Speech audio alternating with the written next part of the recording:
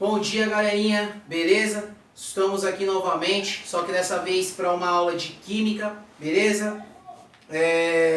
Mantenham o foco nos estudos, vamos dar sequência novamente. Página 41, 42 da apostilinha de química, tá bom? Bom, hoje nós vamos falar um conteúdo que não é tão novidade assim para vocês, porque lá no livro 1 nós já estávamos mais ou menos mapeando esse assunto, certo? Nós já estávamos calculando massa molecular, média de massa atômica, certo? Fazendo algumas relações com regras de 3 simples, beleza? E agora nós vamos falar um pouquinho sobre a teoria atômico-molecular. O que seria essa teoria atômico-molecular, certo? Essa teoria atômico-molecular foi uma unidade de medida padronizada para a química, para que nós conseguíssemos, medir, tentar trazer para uma realidade algo que era totalmente microscópico, certo? Tentar trazer uma parte microscópica para uma parte macroscópica. Por quê? Porque assim, um dos grandes problemas na química durante muito tempo foi mais ou menos assim. Cara, um átomo ele é extremamente pequeno. Se um átomo ele é extremamente pequeno, como que nós vamos conseguir fazer medidas de massa com esse átomo, por exemplo, se nós praticamente nunca conseguimos vê-lo, certo? Só que nós tentamos representar esse átomo conforme a matéria se mostra para nós, conforme a matéria, a natureza vem interagindo com o meio ambiente, com nós, as pessoas, a gente tenta definir mais ou menos um padrão para esse átomo, beleza? Então olha só o que acontece. Para isso foi preciso criar uma constante de Avogadro. Avogadro foi um importante estudioso da época que tentou trazer para nós alguma coisa para a realidade. Só que cá entre nós, deixa eu já falar para vocês algumas situações assim. Nós nunca conseguimos ver um átomo de verdade. Esse é o átomo, esse é o núcleo, esse aqui é o próton, a subpartícula fica dentro do núcleo de um átomo. Nós estamos falando de coisas extremamente pequenas. Então tem algumas coisas que foi preciso entrar em um acordo, foi um padrão, certo? Foi uma definição que nós colocamos para a gente conseguir evoluir com os estudos, senão nós ficaríamos estagnados ali. Só que cá entre nós também, mais uma vez, é claro que essas definições, essas aproximações que nós fazemos é mediante a estudos, Não é algo que eu penso agora e já coloco, já determino. É estudos, como a matéria se apresenta, como que nós conseguimos determinar isso, como que nós conseguimos obter esse resultado. Não é exatamente o que diz respeito a um átomo, mas é muito próximo, vamos imaginar assim, beleza? Então, Avogadro, ele falava assim, é preciso ter uma unidade de medida em química. Por quê? Porque se eu falar assim, galerinha, vai até a casa aí na casa de vocês, vai até a cozinha e pega, por exemplo, aí em um copo 30 átomos de hidrogênio. Pega para mim aí 600 moléculas de água em um copo. Como que vocês vão fazer isso daí? Se vocês não conseguem, por exemplo, ter uma medida de massa, vocês não conseguem determinar quantas moléculas de água você pegou em um copo. Certo? Porque nós estamos falando de coisas extremamente pequenas. Então, existia um problema com isso daí. Por quê? Então, vamos supor, eu pego esse giz aqui, eu coloco ele lá na balança, vamos supor que ele deu lá 1 grama. Quantos átomos de cálcio tem aqui? Quantos átomos de carbono tem aqui? Quantas moléculas de alguma coisa tem nesse giz? Então, a ideia de criar a teoria atômico-molecular foi nós conseguirmos, foi para a gente tentar definir uma quantidade de átomos, uma quantidade de moléculas que antes era impossível de calcular, beleza? Então, olha só, qual foi a ideia de Avogadro? Cara, se existe um padrão para algumas coisas sem envolver um número, por que eu não posso criar um padrão, por exemplo, para colocar uma constante para nós desenvolvermos alguns cálculos em química?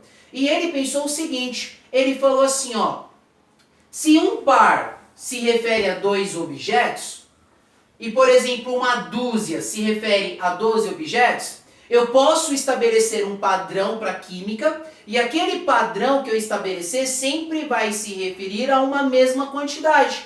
E foi aí que ele criou o mol. O mol é uma unidade totalmente específica da química. Vocês não vão ver, por exemplo, o mol na matemática, dificilmente. Mas pode até ser que caia, mas muito difícil em física. Agora em química, direto, 90% dos cálculos em química você pode ter certeza que envolve o mol. E esse mol, ele falou que era assim, ó. Um mol significa 6 vezes 10 a 23ª alguma coisa que eu já falo pra vocês o que é. Então, ó, esse daqui foi o número padrão que ele determinou para uma constante em química. Ora, como que ele fez isso?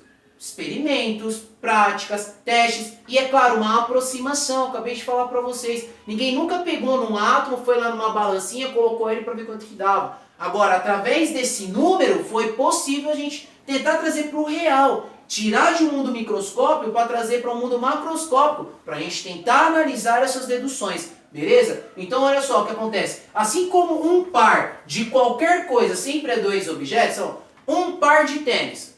São 2. Um par de garrafas de água é 2. Um par de qualquer coisa é sempre o número 2. Uma dúzia. Não importa se você vai comprar uma dúzia de laranja, uma dúzia de maçã, uma dúzia de amora, uma dúzia de caderno, uma dúzia de pessoas. São 12 pessoas. Uma dúzia envolve o número 12. E em química, não importa o que eu esteja falando. Não importa. Se eu me referir a um mol equivale 6 vezes 10 à 23ª, certo? Na verdade, esse número é assim, ó, 6,022 vezes 10 elevado à 23ª. Só que presta atenção, esse 0,22, né, nós podemos eliminar por ser um valor muito pequeno. Então nós podemos deixar só simplesmente como 6 vezes 10 à 23ª. Mas presta atenção. Um átomo ele é tão pequeno, mas tão pequeno, que para tentar trazer para a realidade, nós precisamos de um número que é elevado à 23ª. Cara, você tem noção do que é isso? Muita coisa, muita coisa. Elevado à 23ª, tá na casa dos 6 trilhões para frente. É muita coisa mesmo, tá bom? Então pensa milhão, bilhão, trilhão, quadrilhão, 6 trilhões para frente. É muita coisa mesmo. Beleza? Bom, e aí que eu acabei de falar, né? Não importa o que eu esteja falando. Em química, se eu falar assim, ó, 1 mol de oxigênio. 1 mol de oxigênio não importa. É 6 vezes 10 à 23ª. Foi a aproximação que Avogadro falou. Nós conhecemos até como constante de Avogadro. Constante de Avogadro é o número 6 vezes 10 à 23ª. 1 mol de caderno. Envolveu o mol? Então é 6 vezes 10 à 23ª. Não importa, não importa. O que importa é esse número, tá bom? 1 mol E menos. E menos vocês já sabem lá da física, né? O que significa? E menos é elétron. 1 mol de elétron, isso significa que eu tenho 6 vezes 10 à 23ª elétrons. Beleza? 1 mol de pessoas, 6 vezes 10 à 23ª pessoas, quantidade de pessoas. Tudo bem? Beleza? Bom, e aí, professor, mas no que isso vai me ajudar a pegar um copo com água e saber quantas moléculas de água tem lá? Calma que eu já chego. Calma, você está muito apressado, cara. Calma. Agora sim, ó, vamos lá. Ó. Relações do mol. Relações do mol. Quais são as possíveis relações que o mol pode fazer? Lembrando que o mol equivale a 6 vezes 10 à 23ª. O mol ele pode fazer a relação com matéria, volume e massa. São as 3 possibilidades que o mol se relaciona. A matéria fica encarregada pelo valor. Então o mol tem esse valor de 6 vezes 10 à 23ª matéria. Matéria é aquilo que você está analisando. Matéria é tudo aquilo que tem massa ou lugar no espaço. Água, pessoas, caderno, oxigênio. Então depende daquilo que você está analisando, é a matéria. Então 1 mol de matéria tem 6 vezes 10 à 23ª. Então ó, esse 6 vezes 10 à 23ª é a quantidade de matéria que eu estou analisando. O volume. Agora cá entre nós, ó, um outro acordo, uma outra aproximação, uma outra definição que ficou acordado também. Quando o Avogadro estava fazendo seus experimentos, ele definiu, não é o tio Iago que está falando para vocês, não é o professor Iago, é definição da química, definição, regra, Avogadro. Ele determinou que em um mol de qualquer coisa, existe um volume de 22,4 litros ocupados.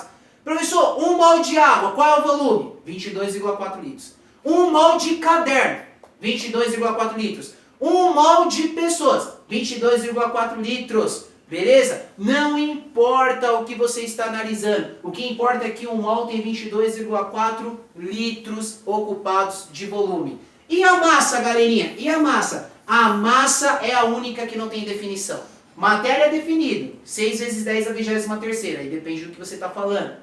Volume é definido, 22,4 litros. Mas e a massa? A massa não é definida. Por que a massa não é definida? Porque é justamente a única variável que nós temos quando nós estamos analisando um mol. E como é que nós fazemos para descobrir essa variável? É simples, é simples. Quando eu falo assim para vocês, ó, quer ver? Assim, galerinha, façam para mim a relação que existe em um mol de sódio, Então, ó, vamos montar a relação. Olha aqui a relação. Em um mol de sódio, quais são as relações que eu posso ter? Matéria. Matéria é o seguinte, o sódio, ele é um elemento químico, certo? O que compõe um elemento químico é o quê? Átomos. Em um mol de sódio, qual é a matéria que eu tenho?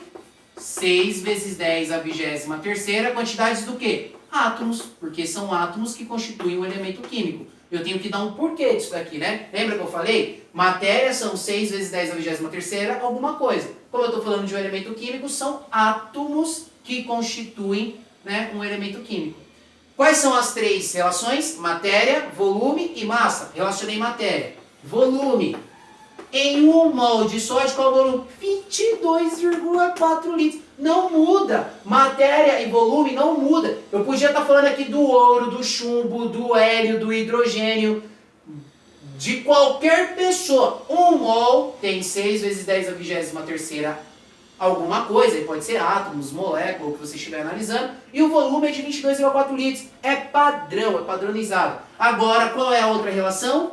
Massa. Isso, eu posso relacionar matéria, volume e massa. Beleza? Qual que é a massa? É padrão? Não. A massa é a única coisa que não é padrão. E onde é que nós encontramos a massa dos elementos químicos e de uma molécula em geral?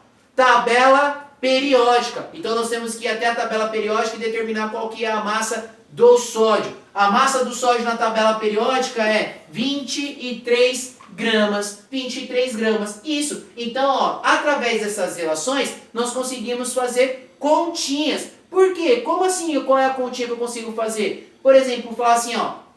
Todas essas relações que eu passei aqui é para um mol de sódio, não é? É para um mol de sódio. E aí agora eu vou lá e falo assim para vocês. Galerinha, vai lá, por exemplo, né, na cozinha e tenta pegar para mim 30 átomos de sódio. 30 átomos de sódio. Como é que você faria para pegar, por exemplo, 30 átomos de sódio? Ou então você falasse assim, ó, galerinha, vai lá na pia e pega 2 átomos de sódio para mim. Vai lá no laboratório e pega 2 átomos de sódio. Aí você fala assim, caramba, o tio Iago pediu para pegar 2 átomos de sódio. Como é que eu posso fazer? Vem na relação que você fez, vem na relação. O que você pode fazer? Bom, eu sei que em 23 gramas eu tenho 6 vezes 10 a 23ª átomos. Se eu pegar 2 átomos, qual é a massa que eu tenho? Então você começa a fazer relações. Se eu falar assim para vocês, olha, em 5 átomos de sódio, qual é o volume que eu tenho? Qual é o volume que eu tenho? Aí não é fácil? Você já tem uma relação. Então, através dessa relação, você pode montar uma continha, não pode? Qual é a relação que você tem aqui? A relação é o seguinte, ó. Em 5 átomos de sódio, qual é o volume que você tem? Em 5 átomos de sódio, qual é o volume que eu tenho? A relação aqui é matéria, que é quantidade de átomos, com volume. Em 6 vezes 10 a 23ª átomos, 6 vezes 10 a 23ª átomos, qual é o volume que eu tenho? 22,4. E assim você faz uma regrinha de 3 e descobre quanto que vale o x. Beleza? Deixo esse exercício aqui para vocês fazerem. Em sequência eu volto com uma videoaula com o resultado desse exercício. Beleza, galerinha? Forte abraço, foquem nos estudos, até mais!